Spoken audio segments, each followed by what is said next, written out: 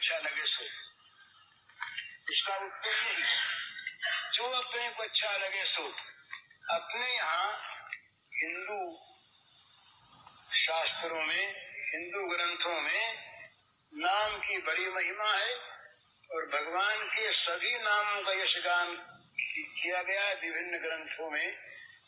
विष्णु, राम, शिव, हरे, न मालूम कितने भगवान के अनंत नाम हैं। 38 सहस्र नाम तो हमारे पास प्राप्त है, 38 सहस्र नाम हमारे संग्रह में हैं और वो सभी भगवान के नाम हैं। तो इसलिए भगवान के नाम सभी भगवत की भावना से ने यूं अपनी अपनी इष्ट में तुलसीदास जी महाराज ने बड़ा सुंदर सिद्ध किया है कि राम नाम ही सर्वोपरि है। ठीक, राम नाम सर्वोपरि। चैतन्य महाप्रभु कहते हैं श्री कृष्ण नाम सर्वोपरि है, तो जरूर सर्वोपरि। क्या अर्थ है? एक के अनेक नाम, जिसको जो प्रिय लगे उसके लिए वो सर्वोपरि। और ये बात ठीक जैसे भगवान के रूप के संबंध में भगवान कृष्ण का उपासक ये समझे कि शिव के उपासक, राम के उपासक, विष्णु के उपासक, ये सब मेरे ही कृष्ण की उन नामों से उपासना कर रहे हैं। उनका खंडन नहीं और अपने आप को छोड़ना नहीं। एक बड़ी सुंदर सी कहावत सुनने में आती है, कहाँ तक ठीक मुझे पता नहीं, पर सिद्धांत बिल्कुल ठीक। कहते हैं कि तुलसीदास जी महाराज ब्रज पहुंचे और ब्रज में वो शपथ उनको सुनाई दी कृष्ण की ध्वनि।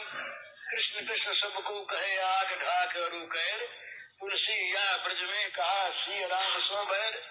विनोद में कहा ऐसा, उनका आक्षेप नहीं था, क्योंकि आक्षेप करने वाले तुलसीदास गीतावली में, ये विनय पत्रिका में संसार को ललकार कर कहते हैं खबरदार मेरे पास जो आए, तुम्हारे कपट रूप को मैं जान लिया हूँ। मैं तो अब जानो संसार, बांध न सकई मोहि हरि के बल, प्रकट कपट आगा। वहाँ कहते हैं कि जय हृदय नंद कुमार।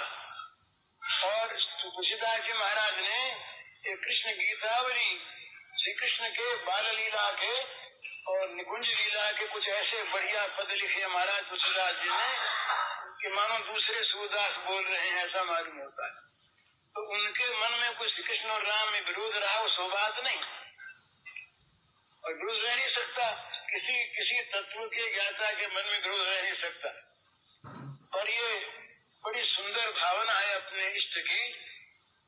तो जब वो भगवान श्री श्याम सुंदर के श्री विग्रह के सामने पहुंचे, वो त्रिभंग ललित मुरली मनोहर मयूर मुकुटी वो स्वरूप को देखा तो मुग्ध हो गए, प्रसन्न हो गए। बोले आज माने तो खूब, वो तो राघवेंद्र ही, वो तो मेरे नाथ ही। कहाँ कहूँ छवि आज की, भले बने हो नाथ। हे नाथ, हे राघवेंद्र, आज की छवि क्या कही जाए, तो नई छवि दिखने में आ रही है। धनुष के बदले में मुरली है और वो रत्न किरीट के बदले में ये मयूर पिच्छ शोभा पा रहा है आपके मस्तक पर।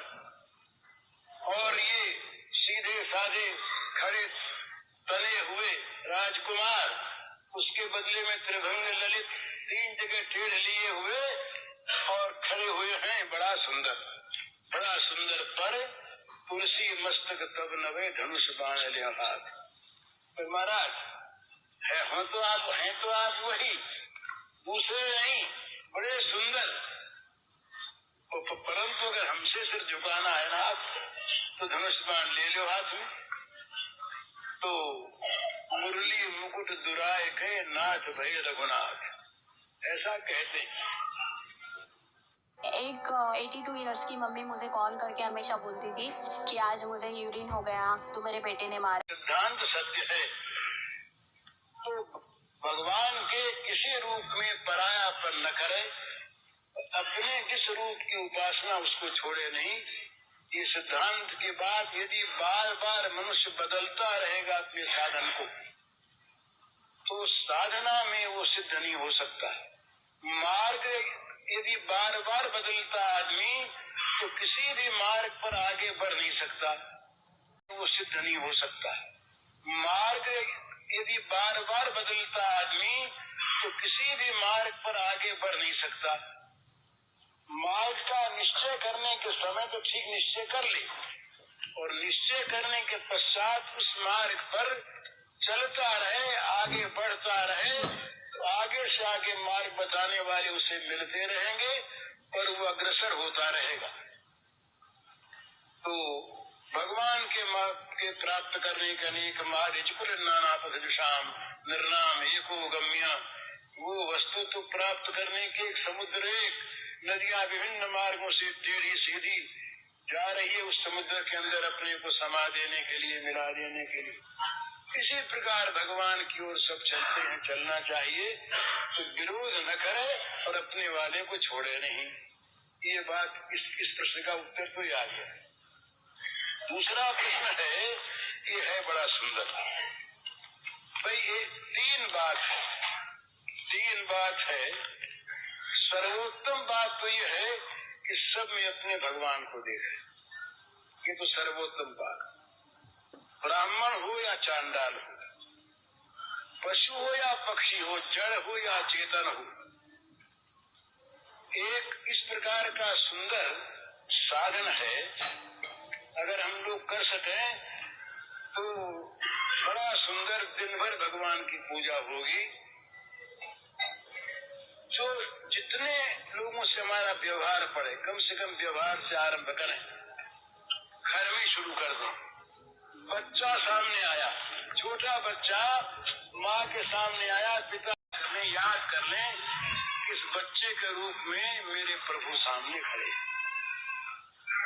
मन ही मन प्रभु को प्रणाम करे। कहने में देर लगेगी पर होना चाहिए।